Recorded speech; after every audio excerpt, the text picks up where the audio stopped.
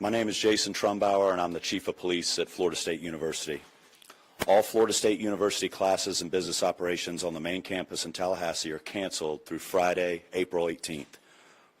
Essential employees should check with their supervisors for further reporting instructions. All FSU athletic events in Tallahassee are canceled through Sunday. At approximately 11:50 a.m. Thursday, April 17th, a gunman opened fire on the main campus of Florida State University in Tallahassee, shooting multiple individuals in the vicinity of the Student Union building. FSU police responded immediately, engaged, neutralized, and apprehended the shooter. 2 victims are deceased, and 5 individuals have been transported to a local hospital with gunshot wounds. The shooter has also been transported to a local hospital. The 2 deceased are not students. The shooter is believed to be a current FSU student. I do not have additional information on the shooter's identity at this time. Students who need assistance can go to the Donald L. Tucker Center, where the university is providing counseling, health care, and other support services. Family members are also able to go to the Tucker Center for assistance. Students, faculty, and staff are asked to call their loved ones as soon as possible to update them on their status.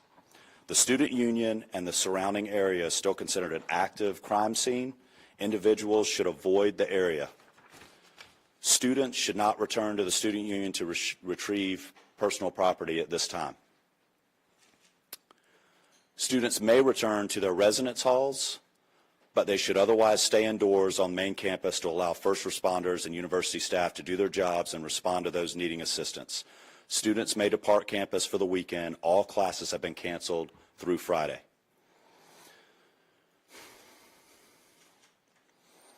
Before I turn this over to Chief Revel, I want to thank all the brave men and women of the FSU PD for responding immediately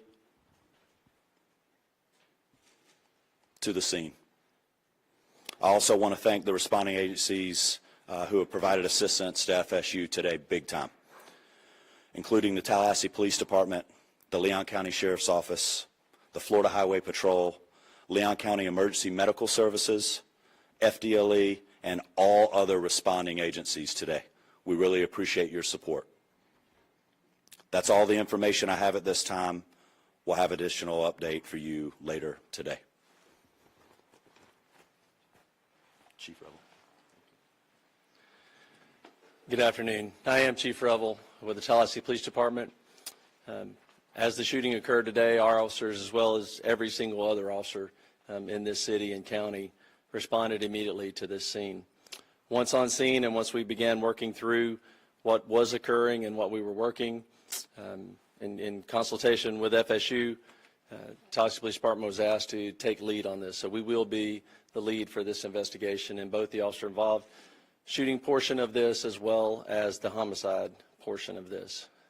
I will come up after the last speaker and entertain just a few questions, but needless to say, we have multiple crime scenes. This is a very large area we're covering. We have thousands, hundreds or thousands of witnesses. And again, this is an active, ongoing investigation. So the information that we will be allowed to release right now may be fairly limited. I'll answer what I can at that time. But I will assure you that as soon as we can, any information that becomes available, we will make that available to you. One of the things in the process, and again, understand that this is an ongoing active investigation. So things are happening as we are standing here and as we are speaking. We have identified the shooter, obviously. He's at the hospital.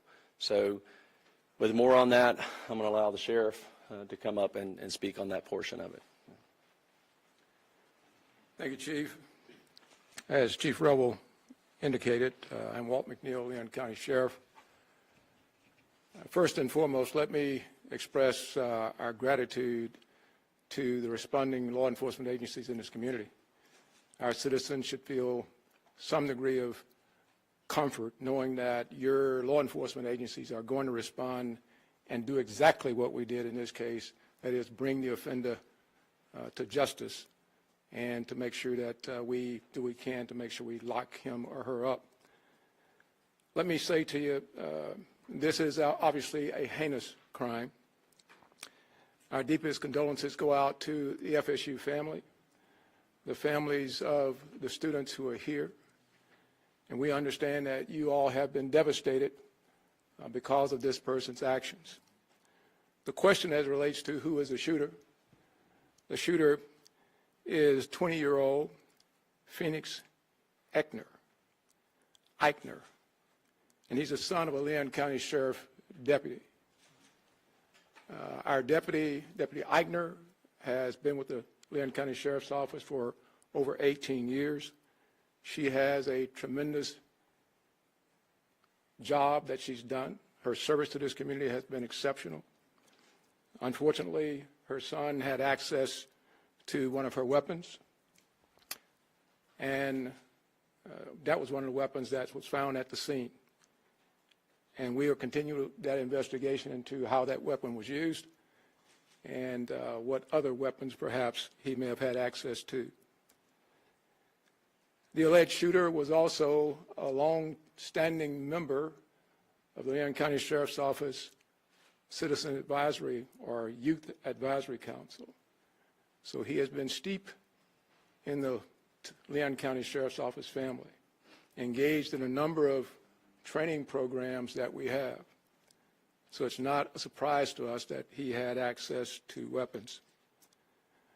This event is tragic in more ways than you people in the audience could ever fathom from a law enforcement perspective.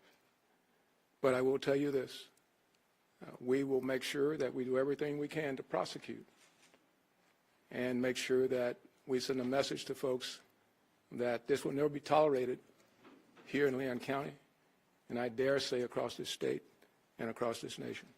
Thank you. Let me bring up the FBI Assistant Special Agent in charge, Hubert Reynolds.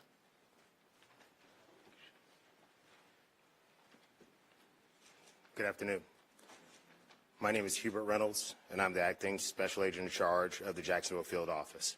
I want to echo those standing with me what a horrific crime this is, and we stand with you fully.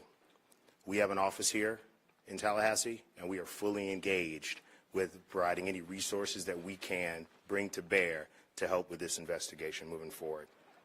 We've established a digital tips media line where you can upload photos, videos prior to and during the incident. If you were there from social media, please upload all of that. I will give you now the website address. You can upload any tips to www.fbi.gov/FSU shooting. Again, that's www.fbi.gov/FSU shooting.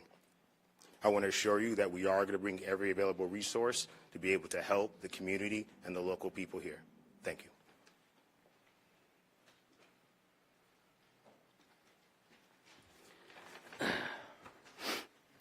Good afternoon, everyone. I'm Richard McCullough, Rick McCullough, the president of Florida State University.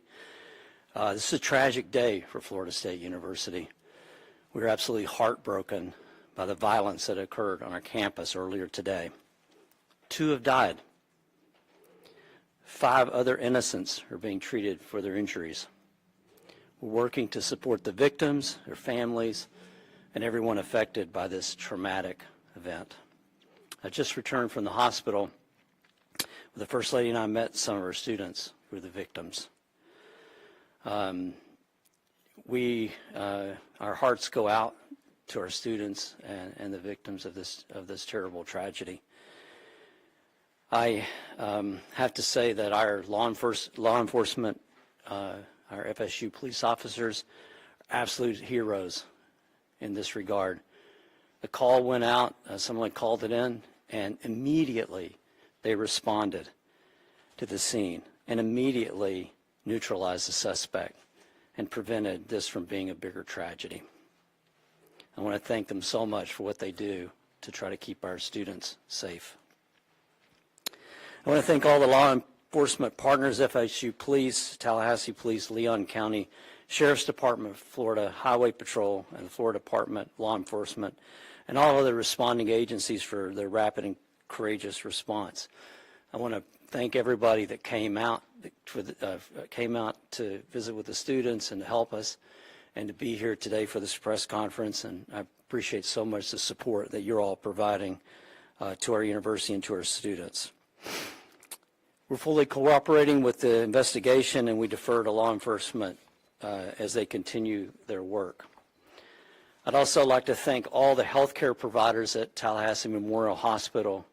They're treating and providing outstanding care to our victims.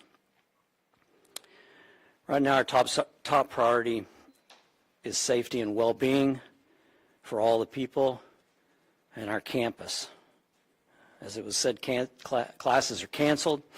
On the main campus today and tomorrow, and all FSU athletics events on Tallahassee are canceled through Sunday. We also want to tell you that counseling and psychological services are available to students, faculty, and staff, and anyone that needs that should call 850-644-2003. We're also providing support for faculty and staff through our Employee Assistance Program. And so if you need any help, please reach out. We'll continue to communicate with the campus community as we know more. This is a deeply emotional time, but we're all here to support each other. We're going to do everything we can to support our community. We're a strong and united community, and we're family. And so we'll take care of all of you. And we'll get through this together. Thank you. All right, at this time we will take a few questions. Let me just reiterate, this was a massive response, a massive response of law enforcement personnel. Our federal, state, local partners have continued to build relationships that long preceded this event, and that came into great play today in the seamless way that we all came together to work these events. But I know you'll have some specific questions. I will tell you right now, we are not going to talk about the victims, other than the fact that there are 6 of them, two additional deceased, and then the suspect, so 9 total persons. 9 total persons. Yes, sir. Have you all been able to talk to the suspect at all? Any idea about motive? The suspect invoked his rights not to speak to us.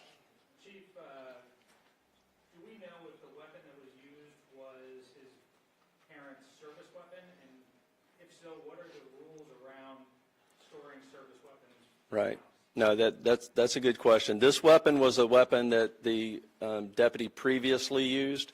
A lot of times, many agencies, mine included, when we transition to a new handgun, the officers are allowed to purchase the handgun they used prior. And correct me if I'm wrong, Sheriff, but I believe that's the case here. This was a handgun that deputy used prior to them transitioning to a new handgun, and so it was her personal handgun.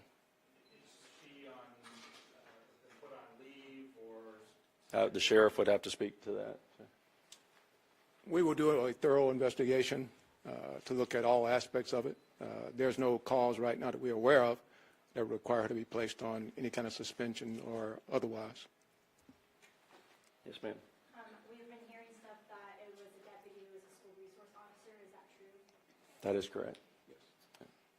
Chief, those injured, those killed, or any of those members of law enforcement? I'm sorry? Anyone who died in the shooting or was injured in the shooting, were any of them members of law enforcement, whether it be the... No, they were not. They were not. Yes, sir. When law enforcement arrived, did the suspects engage with them, or did he surrender immediately? No, they challenged him and ended up shooting. He did not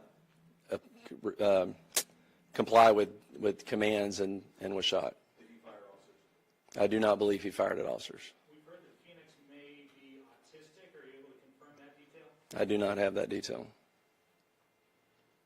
Is there an ID of the victims yet?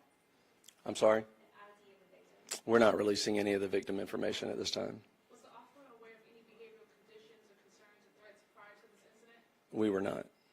How quickly did officers arrive on scene from the 911 call to when they engaged the suspect? We will get you that information. I don't have that currently. I assume that would be a question that was asked, but I mean, it was almost immediately.